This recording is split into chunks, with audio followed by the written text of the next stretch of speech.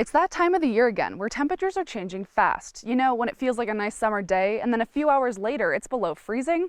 Well, that's why if you're recreating, you should pack an extra one of these, because this simple act just might save your life.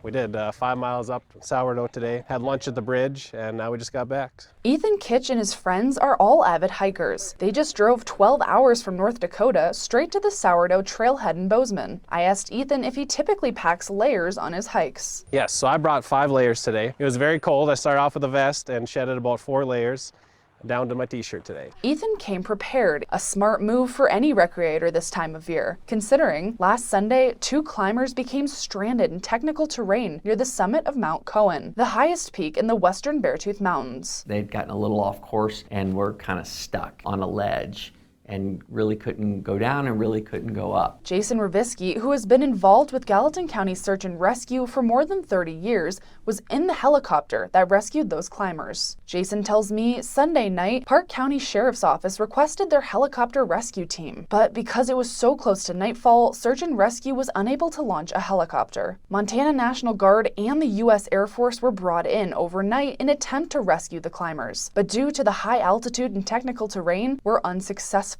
Temperatures dipped down into the teens that night, but Jason tells me because each climber had an extra puffy coat, they were able to bundle up and tough it out overnight. Monday morning, we did a fly over there and were able to locate the subjects and successfully short haul them off of the cliff that they were on. And I was curious, what would have happened to those climbers if they hadn't brought extra layers? We could have, if it was truly life-threatening, tried to insert ground crews, but it's a long way up there, and by the time we got to them, it probably would have been close to morning. So bringing those extra layers may have just saved those climbers' lives. A message Jason wants anyone recreating this fall to hear, whether it's a walk down Sourdough or a 30-mile backpacking trip. It's always good to carry extra clothes. I always tell people to think about the worst case scenario, not the best case scenario, and if you had to stay out all night, what would you want to have? In Bozeman, Cassidy Powers, MTN News.